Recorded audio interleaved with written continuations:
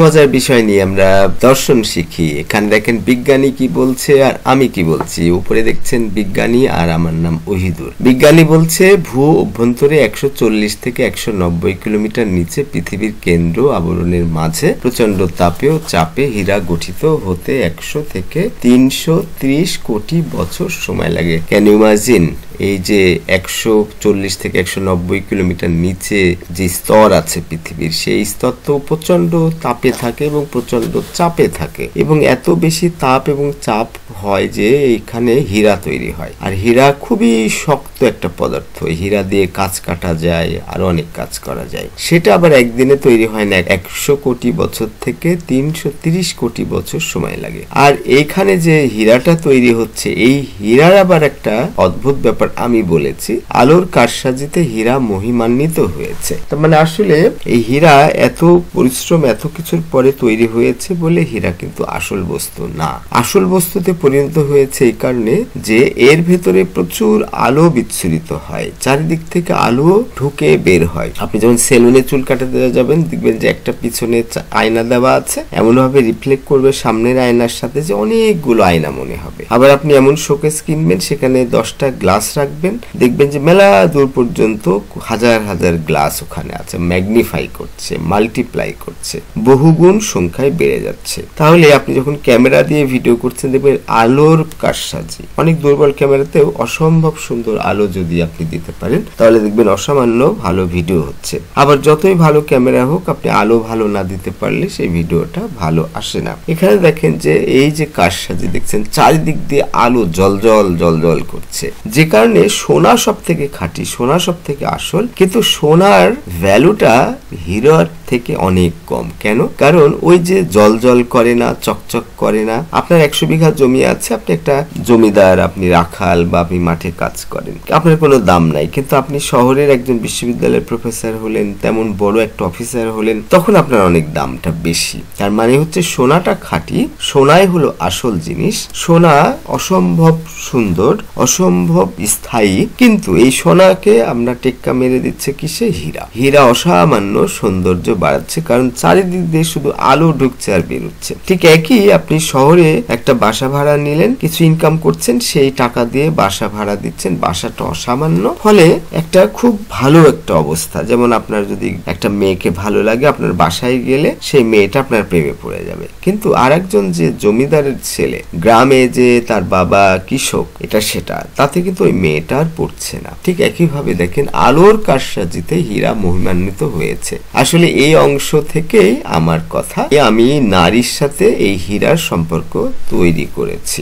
আজকের নারী এই পদ্ধতি ও সময় ধরে অসহায় সোনা থেকে শক্ত হীরায় রূপান্তরিত হয়েছে। তাহলে নারীর দাম কিন্তু অনেক কম, কিন্তু সেই নারীকে অনেক বেশি দামি মনে হচ্ছে। কেন? তার মানে হীরার দামটা অনেক কম, কিন্তু হীরার মধ্যে অতিরিক্ত আলো বিচ্ছুরিত হওয়ার কারণে এত সৌন্দর্য বেড়ে যাচ্ছে যে সেই হীরাকে আমরা অনেক বেশি সোনার থেকে দাম দিয়ে কিনছি, চাহিদা এত বেশি। ঠিক নারীর পেছনে যেহেতু হাজার হাজার ছেলে ঘুরছে, আর নারী যেহেতু ভয়ে থাকে যে মিশতে গেলে ছেলে পটিয়ে চালাকি করে লন্ডভন্ড করে পালাবে, পেটে বাচ্চা আসবে, এইসব অশান্তির কারণে মেয়েরা সরে আছে। তখন ছেলেরা আরো হুমড়ি খেয়ে পড়ছে, আরো হুমড়ি খেয়ে পড়ছে। তার মানে অসামান্য একটা ছেলে একটা সাধারণ মেয়ের সাথে পেরে উঠছে না।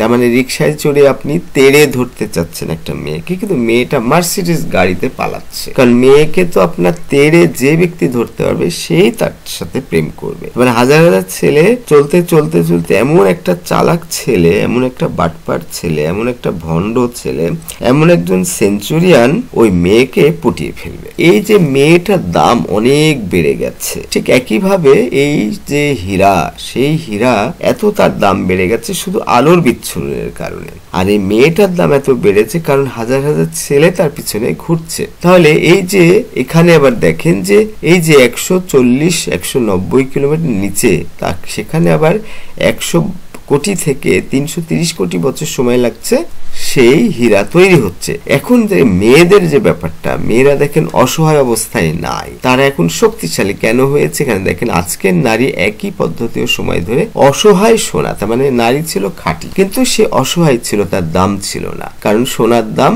হীরার কাছে কিছুই না, কিন্তু সোনাই খাঁটি। কিন্তু এই যে বাহ্যিক চকচকের কারণে সোনার থেকে হীরার দামটা বেড়ে গেছে, ঠিক বাহ্যিক ভাবে ছেলেরা মেয়েদের পিছনে দৌড়াদৌড়ি করার কারণে এই অসহায় মেয়েটা দিনে দিনে দিনে অত্যাচারিত হতে হতে হতে হতে যুগের পর যুগ ধরে নারীরা অত্যাচারিত হতে হতে এখন যখন মোবাইল ফোন আসছে, টেলিভিশন আসছে, ফোনের কথা বলতে পারছে, ফেসবুক ইউটিউব আসছে, এই মাধ্যমে হাজার হাজার ছেলে একটা মেয়েকে বারবার ফোন করছে, বারবার তাকে পটাতে চাচ্ছে, বারবার চাইনিজ খাওয়াতে চাচ্ছে, ড্রেস দিতে চাচ্ছে, ফ্লেক্সি লোড দিতে চাচ্ছে। এই সব জিনিসগুলো করার কারণে নারীর অনেক দাম বেড়ে গেছে, যে কারণে নারীরা এখন শক্তিশালী হওয়ার কারণে পুরুষটা পড়ে গেছে বিপদে। একটা ডিভোর্স হয়ে গেলে পুরুষ পড়ে থাকছে বাড়িতে, কিন্তু সেই ডিভোর্সে মেয়ের কিন্তু আরেক জায়গায় বিয়ে হয়ে যাচ্ছে। একটা ছেলের সাথে প্রেম হয়ে একটু কিছু উল্টাপাল্টা পান থেকে চুন খসলে মেয়েটা তাকে ছেড়ে যাচ্ছে, কারণ ওই যে আরো 50টা ছেলে লাইন ধরে দাঁড়িয়ে আছে, কি করবে,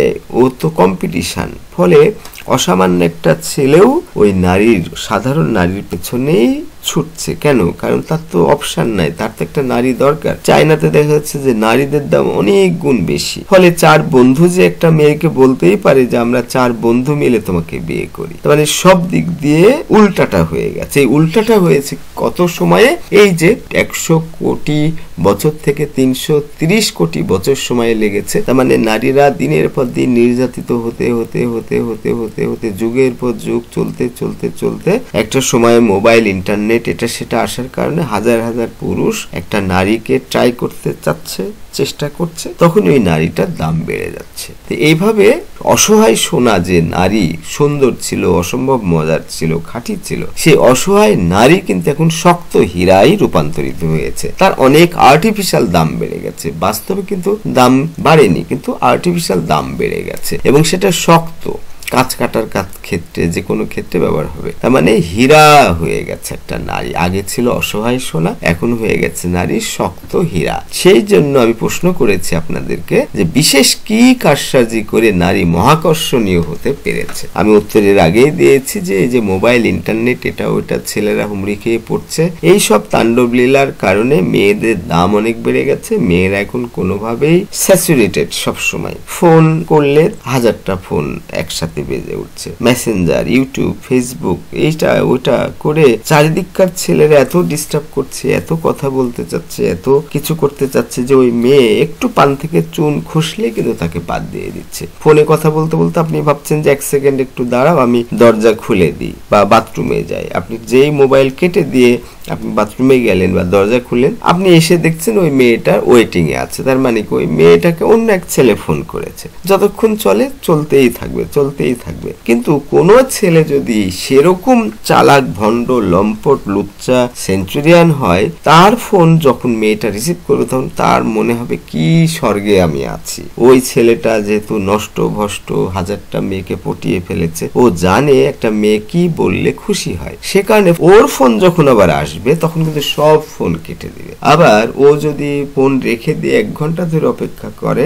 যে আমি তো একটু বাজারে যাচ্ছি, একটু কাজ আছে, 1 ঘন্টা পরে তোমাকে ফোন করছে, ওই মেয়েটা কিন্তু আবার 1 ঘন্টা পরে ফোন আসলে সবারটা কেটে ওকেই ধরবে। কেন? ওই যে হাজার হাজার ছেলের মধ্যে একজনকে সে বেছে নিয়েছে। কিন্তু দুর্ভাগ্য হলো যে এই ছেলেটাই লম্পট, এই ছেলেটাই চরিত্রহীন, এই ছেলেটাই সেঞ্চুরি, এই ছেলেটাই দিনের পর দিন নারীকে চিটিং করেছে। ফলে এই যে হীরা আসলে খাঁটি না, সোনা খাঁটি, কিন্তু হীরাকে আর্টিফিশিয়ালি অনেক দাম বেশি দেওয়া হচ্ছে। নারী কিন্তু খাঁটি ছিল, সোনা ছিল, চকচক করতো না, এখন চকচক করার কারণে তাকে হীরা রূপান্তরিত হয়েছে। হীরা তো অত দামি জিনিস না, ওইটা আর্টিফিশিয়াল, তার মধ্যে সৌন্দর্য বেড়েছে।